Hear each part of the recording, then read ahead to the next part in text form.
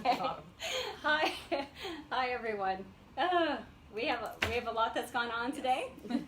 I'm Dr. Lena, and I have a guest today. I'm with Career Pediatrics, and it's Angie Parker. This is not our first attempt at Facebook Live today, we should point out. So if for some reason you've seen any other videos, just delete them. Yeah. We've had some technical difficulties that we've never had before, and we've spent a lot of times laughing about them now. Anyway, it turns out you have to turn the phone correctly in order for Facebook. And then this, and then right. It's quite picky. Who knew? So the topic today is less is more, and I really wanted to invite Angie to come and talk today because people ask me if I work out. I sometimes joke, nope, I'm just born this way. I promise I do nothing, but of course I work out. I'm actually pretty passionate about exercise, and Angie is a personal trainer. She's actually my personal trainer. I'm greedy, you can't have her, but you asked me about it. So she's with Avenu Fitness, and they're a great group, and I want her to come and talk. So I have 4 kids, as most of you know. I talk about this thing called parenting years, and my kids range from 11, one's about to turn 18, 23, and 25. So if you add all those ages together, that's what I consider your parenting years. So I have a whole bunch of parenting years. And Angie has a 2-year-old, so she has 2 parenting years, but I think that that age group is one of the most important age groups to really focus on when it comes to prevention and health and mental health and awareness and exercise and all those things. And so I wanted to invite Angie to come talk. I want her to tell us a little bit about what they do at Avenu Fitness because I think it's great, and they have a kids program, which is really important. And this idea of less is more. Like, I feel like we do so much in our heads that we feel like, we have to load our kids' schedule up with just all of these items and exercise and toys, and it turns out that really, in general, I think less is more. So I'll let Angie talk for a few minutes about Avenu and what they do over there. Well, it's interesting because less is more is our entire attitude at Avenu. Yep. We specialize in 30-minute sessions, and most people that come into our facility for the first time think that we're crazy that that's going to actually do anything for them. But what we have found is when you can get things accomplished in less time, it gives you more time for other stuff. In this case, we always tell people, look, if we can give you more time back to your family, to your children, right, which is what we're going to get into here, right? Then you are winning at life when you're not spending hours and hours trying to, let's just say for what we deal with, getting in shape, exercising. Unless you're choosing to do something that requires that amount of time, and you've scheduled that's a whole different topic. But for people that are coming to us, most of them are, hey, I want to get in shape. I want to get some sort of level of physical activity, fitness back since I've had my kids, since whatever it may be. And so for us, I'm like, look, less is more, right? Mm-hmm. Come in, give us 30 minutes 3 times a week. And what we have found is that most people find that they can get accomplished what they want to get accomplished in that amount of time. But it's also it's so much easier to stay with it when it's not every day you wake up and you're like, I've got to find an hour and a half or 2 hours to go to a gym and do this and do that. Right. I've got to find 30 minutes. That's easy. Right, yeah. And then, like, for me, I typically exercise in the mornings because the afternoons I try to dedicate, because I am an underpaid chauffeur. Really, actually, I'm an unpaid chauffeur. Yep. That's what I do even in the mornings and after school. But because you do have to get kids to certain activities. But I'm a huge proponent of once your child is of a certain age, you can pick what that number is. For us in our world, definitely before age 10 or so, where, for example, we're dropping them off at soccer. I drop off at soccer. My husband picks up from soccer. We do split these. I think that's important too, some family balance there. But I drop off, and I actually make use of that hour of soccer time. Mm-hmm. So, last night, I went and worked out with Angie. And I see this a lot where parents actually stay at the field, and they're watching their kids do soccer practice, and there's a part of me that's like, no, go for a walk, go for a run, go to the grocery store. I went to the grocery store too. So I try to make the most out of the hours that I have and do as few passive things as possible for my own health, because we also need time for ourselves too. And I like to work out in the mornings because it's like me time. I'm not dealing with kids or phone calls in general, yep. Except for those of you who called this morning. But I'm not usually dealing with those things, and I think that that's important. And the idea of getting just 30 minutes and strength training, and we do a lot of functional strength training those are important as we get older, but it's super important in kids too. So one of the things they offer at Avenu Fitness that I wanted you to touch on is this thing called Kids Armor, and I hope I'm saying it correctly. Yes, you are. And Avenu has 2 locations. One is in West U, where I go, and then one's in River Oaks, and that's where Kids Armor is. I keep trying to talk y'all into moving it over to I know. West U. It used to be at West U, and then Blake, who is our Kids Armor instructor, went and opened up our second location, and he took it with him. But we're in the process of trying to find a way to bring it back to both locations. Yes, that would be awesome. Because, I mean, I think the idea that if parents could work out at the same time that kids work out, in our family, our youngest, who's 11, Alexi, and some of you have known Alexi because she shows up at the office every now and then, but she likes to exercise. Like, I guess she's a lifelong exerciser already.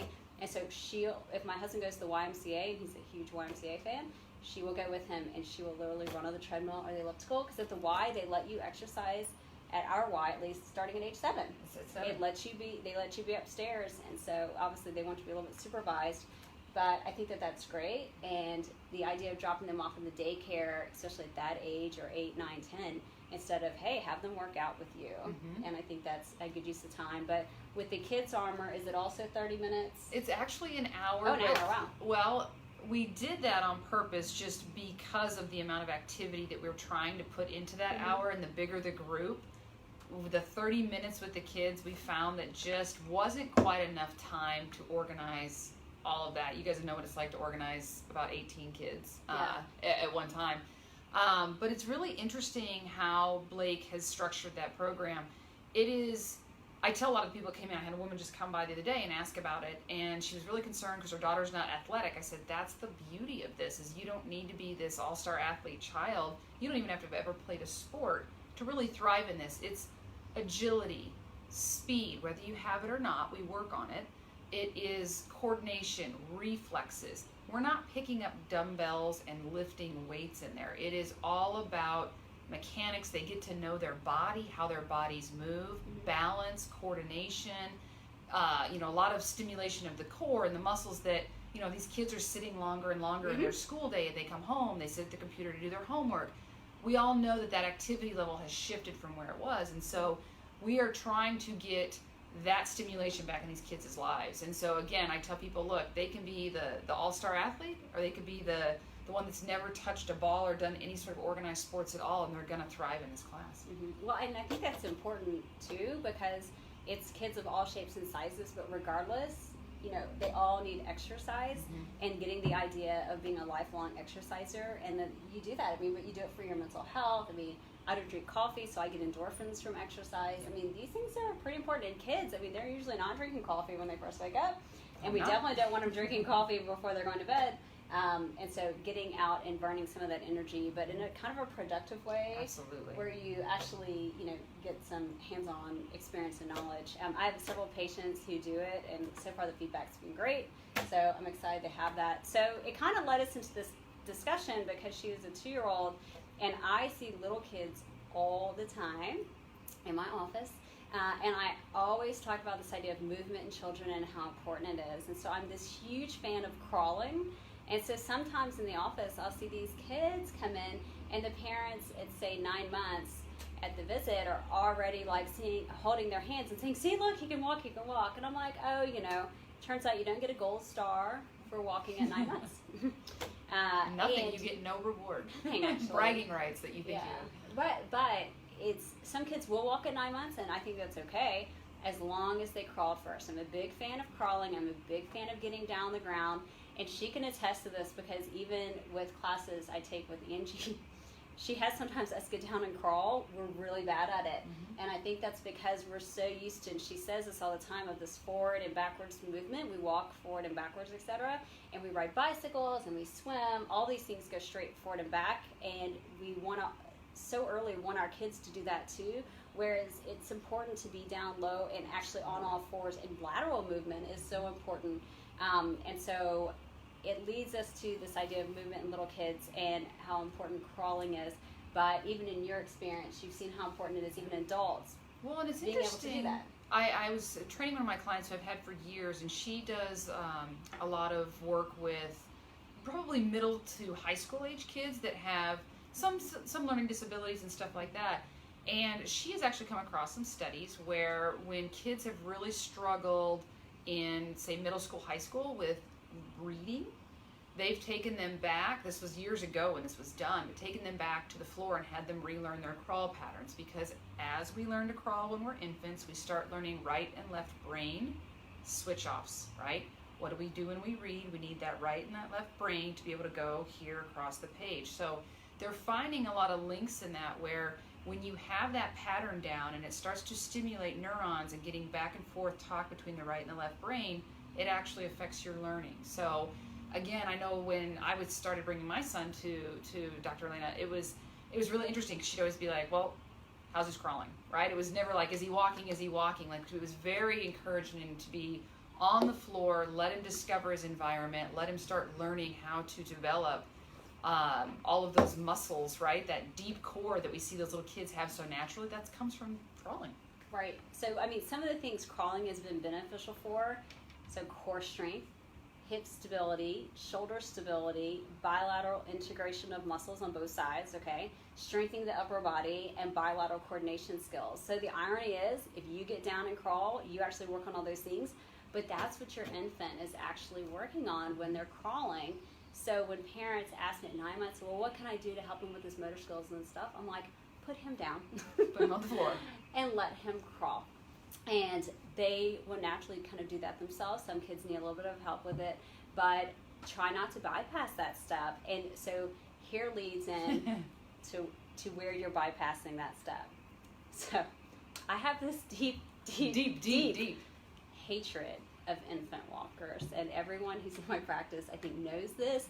And I feel bad because someone will come in and I'll tell them about my deep hatred of infant walkers, and then they kind of confess, oh, we got one last week. And I was like, maybe you can return it. Okay, so here's why I didn't like infant walkers. And you don't have a walker, do you? No, we do not. Okay, thank goodness, because after I said this, you're like, ah. No. So it turns out infant walkers, they're designed for kids like 5 to 15 months. And there's a problem.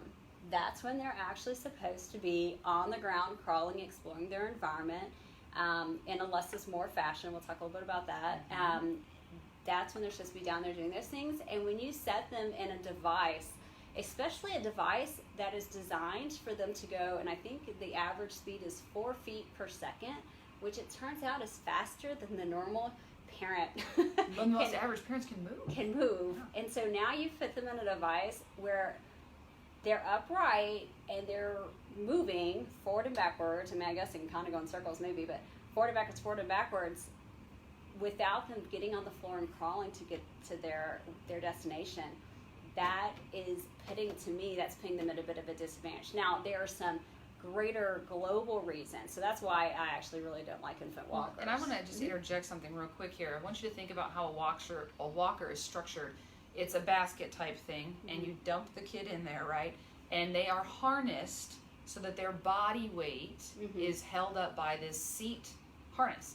They are actually not using any core muscles at all. Yes. So their legs might have some weight on the floor, but their core is not engaged in the manner that it needs to be. So even from a stand-up walking perspective, you're not teaching them to walk the right way. They're not engaging the right muscles. Right. I've never found infant walkers to make children walk faster, nor do I think that walking faster is beneficial. Sorry, I told you about the gold star.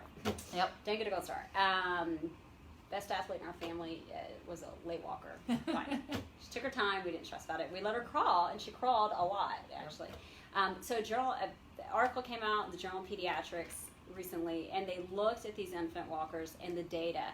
And so you'd be shocked to know there's been, since 1990 to 2014 was the years they looked at this data, there's been more than 230,000 ER visits in children under 15 months related to infant walkers. That's insane. More than 6,500 skull fractures. That's when you break your head. It's actually not that easy to break your head. Even as an infant, because their bones are soft. Even as an infant. infant. That's hard. Right. And so you can imagine if you break your skull, like there's potential for having a head injury as well. And so into your brain. And so my understanding is that Canada doesn't advance these quite some time ago. 3/4 of the accidents are related to stairs. And so one argument people make is, well, just don't put them near stairs. And you're like, yeah, but life happens. because I feel like everyone's house has like a stair somewhere or a step and something that suddenly goes down and then you're propelled forward, which is where the accidents happen. Now, they did see a decrease in the number of these accidents when they like isolated out different year groups. And so, for example, there were 20,000 of these ER visits in 1990, and it was down to like 2,000 visits in 2014. But still, 2,000 kids ended up in the ER because of an infant walker. I don't know any who ended up in the ER because they were crawling, at least supervised, kind of supervised crawling. But in the past, I mean, I remember there were issues years ago, like in the 90s, where they had them collapse and like broken legs, all these sorts of stuff. So they really fell out of favor early on, and I feel like they've had this resurgence because everyone keeps asking me about them. And I think part of that is because they do confine a child, an infant, to a location where you feel like it's safe, just like a jumperoo does, or an exerciser or something like that. And so then the parent feels like, well, if they're in that, then they're kind of in a safe environment as opposed to crawling on the floor. But I can guarantee you in the long haul, they'll far benefit from crawling on the floor, even though they may lick the floor. That helps build their immune system. It does. That's okay too. Anyway, so that's why I don't like infant walkers.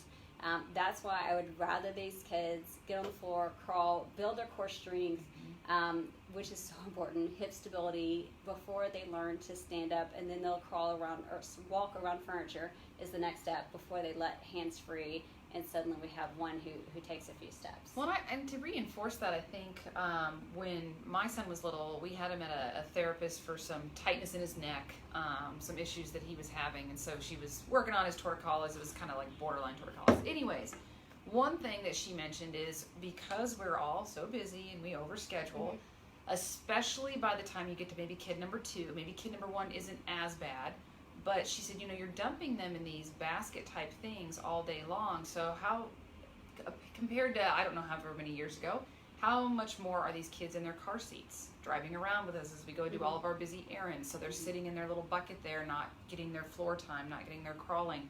If you've got an older sibling and you're running to games and such and so forth, and you've got them harnessed in you. I mean, I understand that life has to happen, but they're spending more and more time off the floor. So when you're at home, give them more time on the floor. Right. And then, we think that the other thing going with the whole less is more, because the other question I get asked a lot is in our office, and we'll post a few pictures so you can see what we're talking about. I have an office that's set up to where I have some toys in it, but they're a bit what we call minimalist. So I have this great play table. It has a paper on it. We have crayons. We have some magnetic things where they have little shapes and an abacus. All things that are ones they can play with or make movement, but nothing that's lighting up and you push a button and it makes sounds or any of those things. And my theory is we really don't need those things. So so think about your child's play space. Sometimes when there are so many toys, and I've been to homes where it's like this, you walk in and you're almost overwhelmed yourself as a parent or as a person, like, wow, it's a lot of toys going on in this room. It's really a bit paralyzing to a child because what do you play with when you have just a bazillion things that light up and blink at you, and they really bore of it very quickly. Very quickly. I find that the more expensive the toy, the quicker they're not interested in that toy. That's why they like pots and pans and banging on things. And we joke that for Christmas, just get them a box. That's all they really want is like a cardboard box to stand in.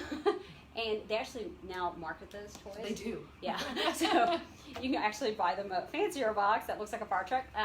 But they actually benefit more from those types of natural wooden things that are stacking blocks instead of a bazillion things. Because once you yourself step on, some of their toys with your bare feet in the middle of the night, like you're ready to get rid of it too. It's like, the Legos later, it's like that's the worst thing ever. But think of the play space that your children do have, and think of it as less is more. I'm a big believer in no video games.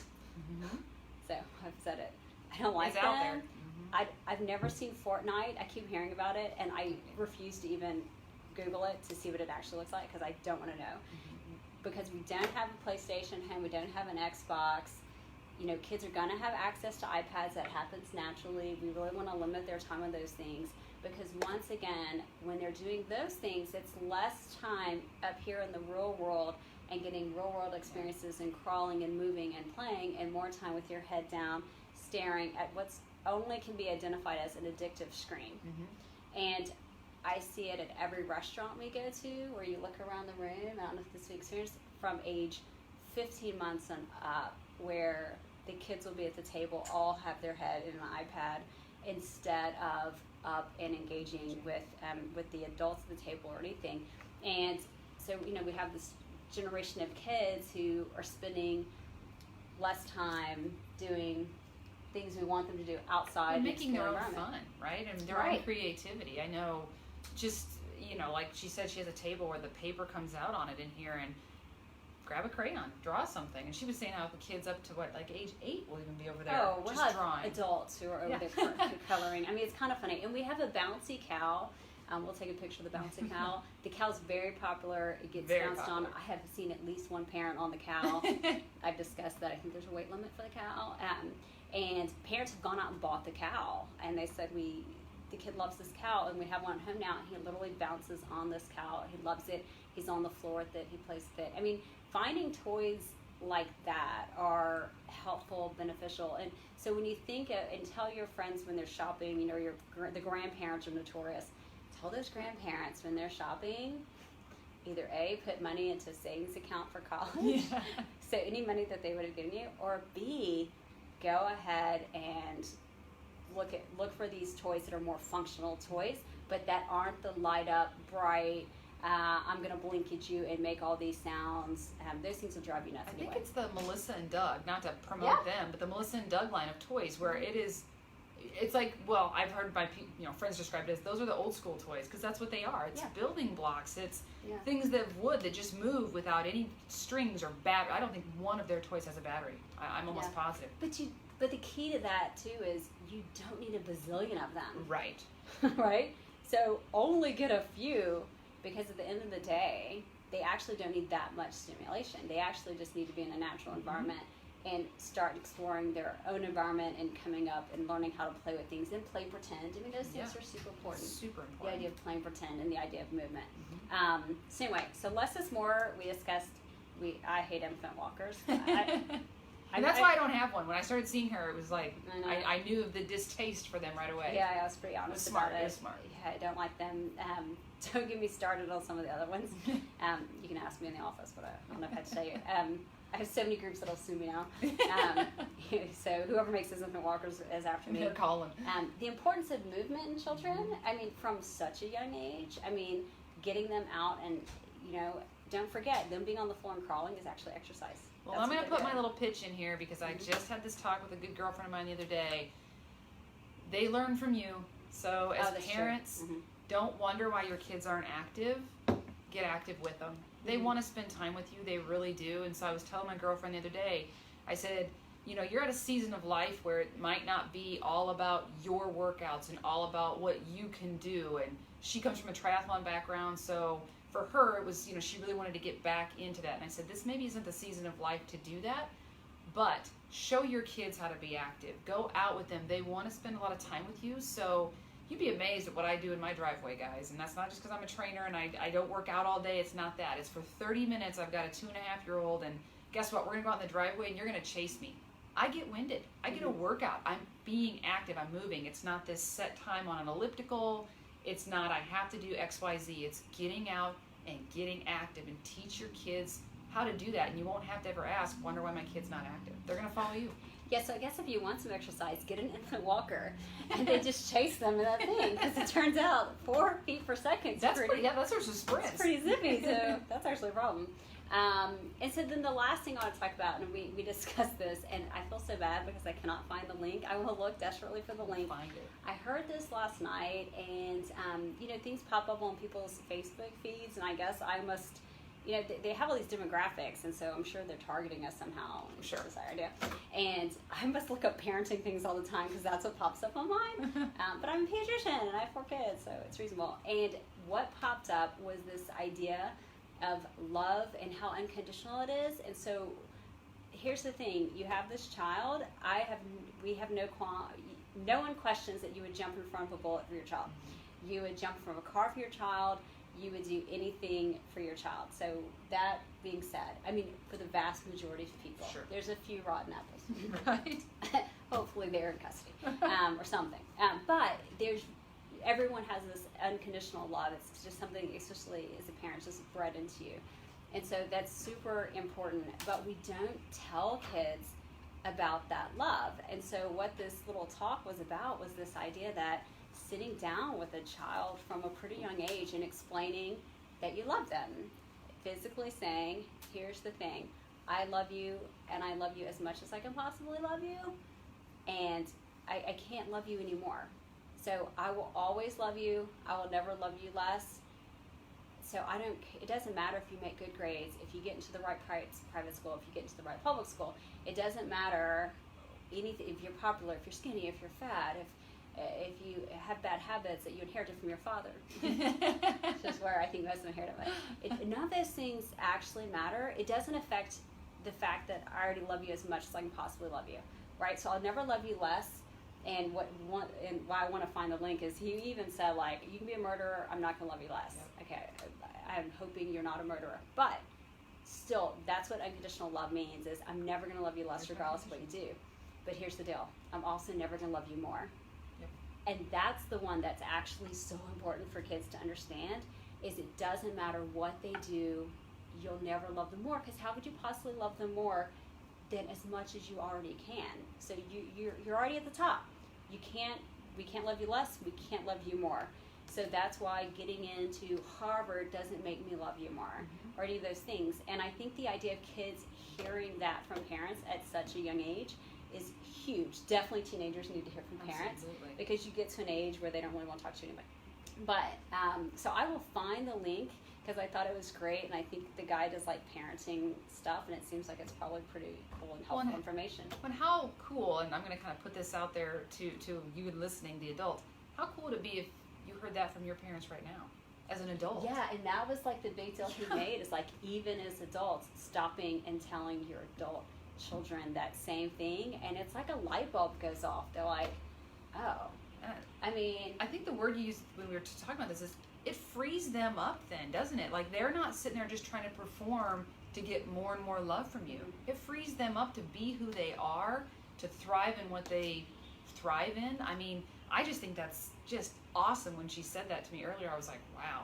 Can you imagine if we told our children, I could never love you more, so because the irony is we all feel that way, but you actually have to say the words to the child, so the child understands, oh, they actually love me as much as they can. And I can promise you, my husband's mother loves him maximum.